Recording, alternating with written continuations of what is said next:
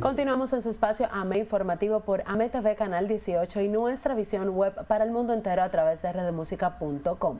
Recuerde seguirnos en las redes sociales como AME Televisión y no perderse de nuestra retransmisión a las 6:30 de la tarde. Señores, hoy es 2 de abril, se celebra o se conmemora, se recuerda como usted quiera. Lo importante es que hoy hablamos a todo volumen sobre la concientización en el autismo. El autismo es una, a mí no me gusta decirle condición, yo tengo mis temas con eso, pero bueno, para lo coloquial es una condición que tienen algunas personas que los hace diferentes, pero para decir y hablar bien, correctamente sobre este tema, pues producción se ha encargado de traernos una invitada excepcional, acompañada de una muy querida colaboradora nuestra, que tiene el honor de ser la madre de un niño autista. Así es que les presentamos a Natalie Castillo, directora del Centro de Desarrollo Integral y psicóloga, y a nuestra querida Arby Mármol, quien es madre de un niño autista. Así es que venimos a hablar con gente que sabe de verdad de esto. Bienvenida, Natalie. Muchísimas gracias por la invitación. Bienvenida, Arby. Gracias. Arby, tú estás a modo invitada y a modo colaboradora, así que te toca también entrevistar a Natalie, ¿de acuerdo? No me dejes eso sola a mí. Sí. No, yo como madre de un niño dentro del espectro también tengo preguntas, o sea, aunque la ciencia está tratando de avanzar con respecto al trastorno del espectro autista, como científicamente se conoce, todavía hay preguntas. Los especialistas tienen preguntas, nosotros los padres tenemos preguntas, y lo bueno es esto, trabajar en colaboración, en equipo, porque de eso se trata.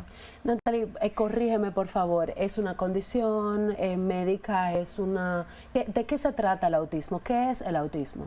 Claro, cuando hablamos del autismo, hablamos de una condición en el neurodesarrollo. Y como tú también decías, muchas personas asocian el autismo en muchas ocasiones como una enfermedad, pero no lo es, porque es una condición donde vemos una alteración de ciertos patrones de conductas que son atípicos, y esto sucede en el neurodesarrollo. Y parte de las investigaciones, aunque no se conoce la causa del autismo, pero sí podemos decir que el autismo tiene un sinnúmero de variables que van sucediendo durante el proceso de desarrollo del niño y en muchos... O de la niña, claro que sí. Y en muchos momentos sucede que puede haber un retroceso en la adquisición de esas habilidades, o simplemente que no se adquirió como debió de hacerse durante el proceso de los hitos del desarrollo. ¿A qué se debe que en los últimos años hemos escuchado más sobre autismo, tenemos más allegados que tienen niños con esta condición? O sea, ¿a qué se debe que de repente apareció? ¿O era que siempre estuvo y nadie lo había notado y se quedaba con él, que tú sabes que él es medio especial, no moleste? Claro. ¿A qué se debía esto? ¿Por qué ahora está de moda? Definitivamente creo que hay más conocimiento. Entonces, el hecho de que haya más conocimiento, pues las personas están más alertas de que cuando uno ve una condición o cuando ve una familia que comenta sobre algún niño con esta condición, pues entonces la puede asociar con mayor frecuencia. Sin embargo, también sucede que, así como tú dijiste, muchas personas lo han utilizado como si fuera una moda. Porque hay algunos niños, niñas que han sido diagnosticados con el autismo, entonces cualquier conducta típica que yo vea, la asocio también con autismo. Y ahí tenemos dos caras de la moneda. Tenemos el conocimiento, pero también tenemos, como lo hemos hablado ya anteriormente, que muchas veces las personas están decidiendo poner una etiqueta en aquellas conductas atípicas, nombrándolas sin antes pasar por un proceso previo de evaluación, y no solamente pensar en autismo, o sea, podemos pensar en un sinnúmero de otras condiciones que están asociadas al neurodesarrollo, y el autismo no es la única causa de esas conductas atípicas. Excelente. Arby, madre de un niño en esta condición, primero, ¿a qué edad se lo descubriste? ¿Cuáles fueron las señales que viste? Sobre todo porque tu niño es tu primer hijo. Yo, como madre también, uno como que el primero uno no sabe nada, el primero todo es normal, claro. Ya quizás con el segundo o el tercero sea diferente, pero ¿cuáles fueron tus alertas y qué significó para ti recibir ese diagnóstico? Uy, súper poderoso, pero sí, la verdad es que recibir un diagnóstico, bueno, lo primero es exacto, antes del diagnóstico es que el niño tiene, como dice la doctora, ciertas conductas y comportamientos que yo como madre primeriza entendía que eran normales. Todos los niños tienen un desarrollo distinto. Entonces, la primera alerta fue de del colegio, una de las primeras alertas, que me decían que el niño siempre jugaba solo. El niño se aislaba y siempre jugaba solo. Prefería jugar solo a jugar con sus pares. Otra conducta que para mí no era nada del otro mundo es que él siempre ponía los juegos en fila. Él ponía en ese momento los Paw Patrol, los ponía todito en filita, o las piedras de los bloquecitos de los Legos los ponía en fila. Otra cosa que él hacía mucho era que él corría de un lado a otro mirando con el rabito del ojo. Miraba de un lado a otro. Pero era un conducta, él era pequeñito y para mí él estaba jugando. De repente voy donde el pediatra. Señores, siempre hay que ir donde un especialista. No vaya donde una persona, mira, toma este número, ve allí. No, vaya donde el especialista para que sea el especialista que le refiera. Entonces yo fui donde el pediatra. El pediatra me da un test. El pediatra me dice, tráemelo. Lo llevo. El niño tiene conductas sociales, por ejemplo, le cantaban los números, se sabía los números, le aplaudimos y bueno, en principio, a simple vista, no se veía una condición. Aún así, me refirió en ese momento a la doctora Nicole Imbert, que la doctora aquí también la conoce, trabajó con ella en el CAID originalmente cuando fue creado. Entonces, voy donde Nicole le hace una serie de evaluaciones, porque no es solamente pon el niño a jugar. No es una observación. No es una simple observación. O sea, hay que hacerle una serie de evaluaciones que es complejo porque son costosos, ¿verdad? No es que tú lo llevas y lo ve, él juega o te hace unas preguntas y ya tienen un diagnóstico, no. Son varios procesos porque hay evaluación de juego, evaluación de la conducta, evaluación, etcétera, etcétera. Hay que ver los espacios de la escuela, hay que ver las rutinas en la casa. Claro, porque una cosa es el espacio controlado con la doctora que tú tienes tu cita y otra cosa es en el día a día. O sea, es un proceso bastante interesante, pero que es necesario para tener el diagnóstico que es, porque sin el diagnóstico no se le puede dar el tratamiento adecuado. Una vez recibí el diagnóstico, por supuesto, pasé por un duelo, recibí el diagnóstico un mes de noviembre. Nicole me dijo muy sabiamente, toma estos meses de duelo, noviembre, diciembre, imagínate mi cumpleaños, diciembre, y comenzamos terapia en enero, y así fue. En enero yo dije, ¿qué tenemos que hacer? Y todo lo que Nicole me decía, o las terapeutas, cada semana, porque terapia es 1 hora a la semana, cada semana esa hora de terapia y lo que me asignaban a hacer, yo lo hacía en el resto de la semana. O sea que, y esto es importante, Arvi, porque a veces nos quedamos pensando que solamente es la terapia, que es solamente llevarlos a sus actividades que se les sugiere por la personalidad. Es un trabajo en equipo, en la casa también, mamá y papá.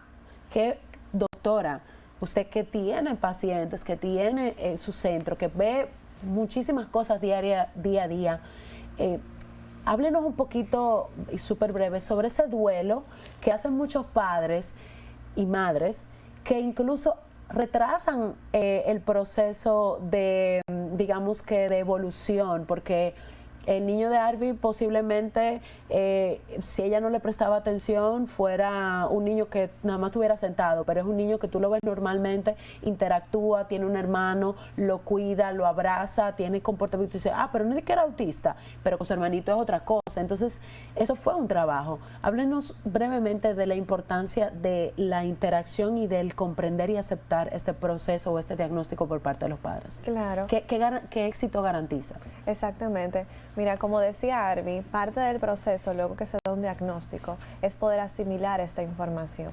Y toda familia que llega, ninguna familia espera que se le diga que el pronóstico de lo que tú pensabas de tu hijo, todo cambió y que durante el resto de su vida va a necesitar de apoyos que con el tiempo van a seguir cambiando, pero requiere de una atención que sea oportuna, que sea específica y que sea una intervención a tiempo. Pero ninguna familia espera que lo que yo tenía frente a mí, lo que yo entendía que era lo normal, que muchas veces utilizamos ese término, lo normal, ¿verdad? O lo que es típicamente esperado para esa etapa, cambia. Entonces, el asimilar esta información es parte del proceso para poder aceptarlo. Cuando yo acepto que hay una condición, cuando yo acepto que mi hijo tiene una necesidad específica, eso me permite poder abordar con esos apoyos que son oportunos y poder también acompañar, porque tú decías algo muy importante. Si papá y mamá no están involucrados en el proceso, entonces yo no voy a tener la continuidad que ese niño necesita para poder evidenciar los cambios y la adquisición de habilidad que se requiere ver en ese proceso de desarrollo. Claro. Antes de la pausa nos quedamos con la pregunta de si las terapias eran exclusivamente para los niños o también los padres que recibían este diagnóstico necesitaban un acompañamiento. Natalie. Claro, definitivamente nosotros necesitamos brindar a las familias una psicoeducación, porque como hablamos anteriormente, tener una información donde yo estoy pasando por un proceso de aceptación, donde yo necesito cambiar ciertas rutinas y cierto abordaje dentro de lo que es mi espacio de hogar y la forma en que nosotros hacemos las cosas usualmente en beneficio a este niño o esta niña que tengo en mi familia. De esa misma forma, por el proceso de duelo que está pasando la familia y también para garantizar la presencia y el trabajo continuo e integral que tenemos con la familia y los terapeutas, ese acompañamiento necesita estar presente. O sea que es válido si usted está recibiendo en este momento un diagnóstico, y digo usted como padre porque es uno que lo recibe, no lo reciben los niños, yo no entiendo en esto, que usted se busque ayuda con un terapeuta, es validísimo.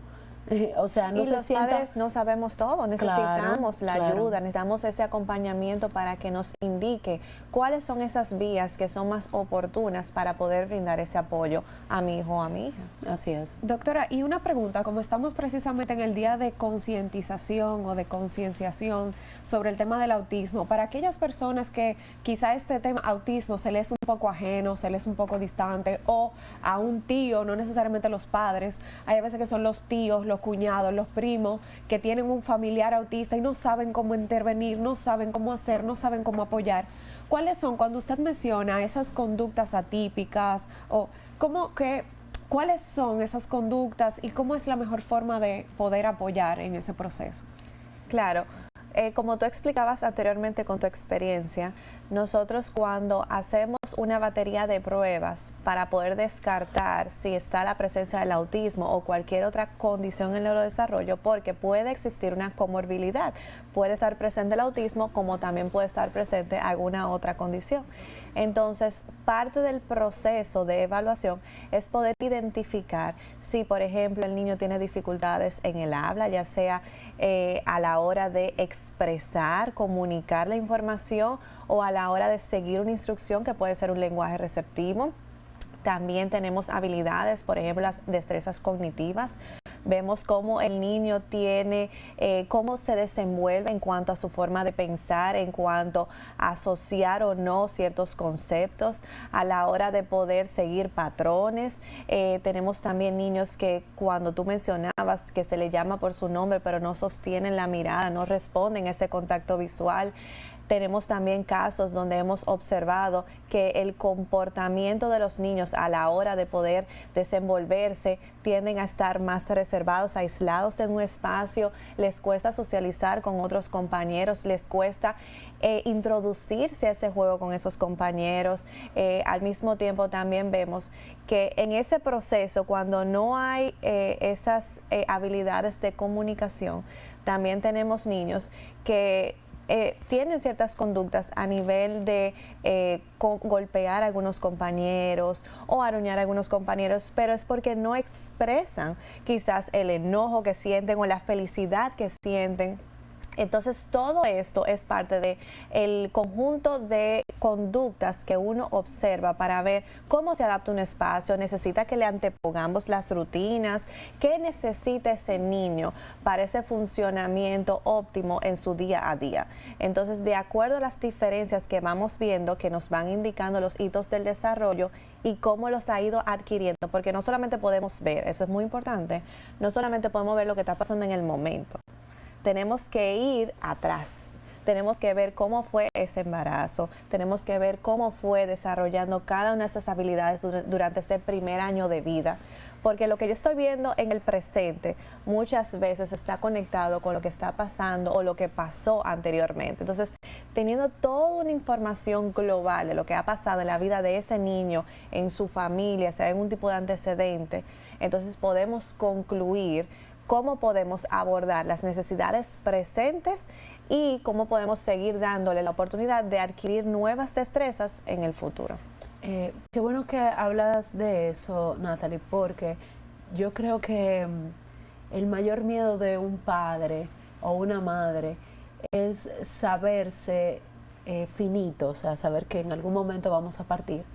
Y la siguiente pregunta es, ¿qué va a pasar con mis hijos si yo no estoy? Entonces, una persona que tiene un hijo, no me gusta usar ese término, pero normal, ¿verdad? Esa preocupación está ahí, pero muy ligeramente. Ahora, cuando un padre recibe un diagnóstico de un niño que va a requerir mucha atención, dice, pero es que nadie lo ama como yo, nadie lo va a cuidar como yo, ¿qué va a pasar? Y yo creo que eso es un detonante también ante la negación. Pero nosotros también como sociedad tenemos una labor, porque esos pensamientos se activan cuando tú andas con tu niño y tú ves que alguien lo mira diferente. O sea, es imposible. Entonces yo creo que la importancia también de concientizarnos es dejar de llamarles especiales o normales. Yo creo que también tenemos que quitarnos estas etiquetas, porque en el reino animal, y hablo en general, sabemos que ese es un león y no pasa nada, y sabemos cómo tratar al león, y sabemos cómo tratar al pajarito o a la cotorra. Entonces, hagámonos de cuenta que es una especie, vamos a llamarlo así, dentro de nuestro, así como hay rizadas y hay pelo lacio, pues también hay niños así. ¿Qué está haciendo la sociedad dominicana en general? Ustedes que están dentro de este grupo exclusivo, ¿verdad? Para normalizar esto. O sea, ¿qué estamos haciendo como Estado, como gobierno, como sociedad, para entender que esto es algo normal? Claro, y hay un concepto que nosotros hemos tratado los profesionales de brindar a la sociedad y es la neurodiversidad. Ok, hay lo que es neurotípico, lo que se espera, pero también tenemos una diversidad y en esa diversidad hay mucha riqueza. La diversidad no quiere decir que es menos, no quiere decir que no puede ser parte de nuestra comunidad, no quiere decir que un niño no puede estar integrado en su escuela, en una escuela regular. Eso no quiere decir que yo no puedo tenerlo dentro de mi espacio y brindarle los apoyos, porque usualmente se asocia que cuando hay una condición, entonces hay una incapacidad. Okay. Y es simplemente que ese niño no ha tenido las herramientas para poder adquirir esas habilidades. Entonces, por eso el proceso, al hacerlo integral y nosotros hacernos conscientes de que vamos a tener en nuestras aulas, en los hogares, en los diferentes lugares donde estemos, diversidad, entonces vamos a poder brindar ese apoyo oportuno a la diversidad que tenemos alrededor nuestro. Hay algunos espacios, por ejemplo, hay un cine aquí en República Dominicana que tienen unas fechas especiales para niños con autismo, que las luces son más tenues, que el sonido es más leve. Todos los martes, el primer martes de cada mes del Museo de Historia Natural también se adapta a la condición, bajan las luces, los sonidos también son más tenues. No tengo ahora a la mano, pero sí hay espacios que se están abriendo, que están reconociendo que estos niños necesitan espacios más calmaditos porque se llama trastorno del espectro autista porque hay una gran variedad, por eso es la importancia del diagnóstico, porque dependiendo del diagnóstico es la intervención que necesita el niño. No somos iguales, nadie ni es ahí igual. tampoco. No somos iguales. Y lo que tú decías, por ejemplo, yo tengo 2 hijos. ¿Cómo yo voy a decir, que uno de mis hijos es especial y que el otro no? Ay, mi hijo es especial y el otro no es especial, siendo Ambos los dos son, niños, claro. Entonces, de hecho, el concepto ha cambiado porque hemos dicho necesidades especiales por largo tiempo, pero hoy en día decimos necesidades específicas. ¿Por qué? Porque cuando yo utilizo el término especial, yo estoy diciendo que entonces hay uno que es menos. Exactamente. Cuando es específico, entonces estoy hablando de algo que es específico pero oportuno. Entonces mi visión se centra solamente en la necesidad que tiene ese caso. Claro. Wow. Pero la recomendación, ya para terminar, por lo menos por mi parte, como madre, señores, vayan donde los especialistas, vayan primero donde su pediatra, que sea su pediatra que le dé la recomendación, que no sea de que una persona diga, ay, yo conozco, mira este santo remedio, mira que he escuchado, lo he escuchado, señores, mira, con este enema tú resuelves. Señores, no, es un proceso, son evaluaciones y después que tú tienes una evaluación, tienes un diagnóstico y luego del diagnóstico se traza una planificación para ir haciendo una intervención paso a paso. Entonces, muchísimas gracias por recibirme hoy, muchísimas gracias de verdad a ustedes. Natalie, ¿cómo pueden seguir el centro, teléfono para comunicarse contigo en caso de que hayan identificado algún comportamiento que requiera atención? Claro que sí, pueden seguirnos en las redes desarrollointegral.rd y ahí pueden conseguir toda la información de contacto, nuestra ubicación y nosotros felices de poder brindarles el apoyo que ustedes necesitan. Natalie, Arby, muchísimas gracias por acompañarnos. Sí quiero antes de irme hacer un llamado al gobierno. El ser humano aprende de dos maneras y se transforma de dos maneras, o con dolor o con alegría. Y una alegría que recibe cualquier empresario o cualquier pyme o emprendedor es la alegría de recibir incentivos. ¿Qué pasaría si desarrollamos incentivos financieros y económicos para que los espacios creen programas para estas necesidades específicas que tienen algunos de los dominicanos y extranjeros que viven aquí, para garantizar que cada día eso se normalice más?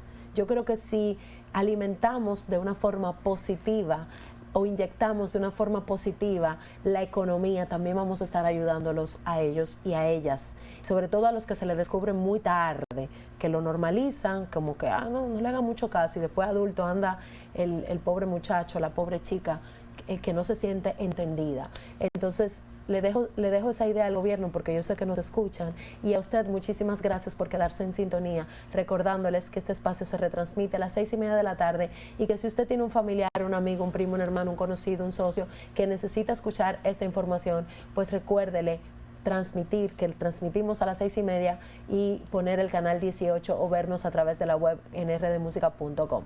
También síganos en redes sociales como AMET Televisión. Nos vemos y nos escuchamos mañana.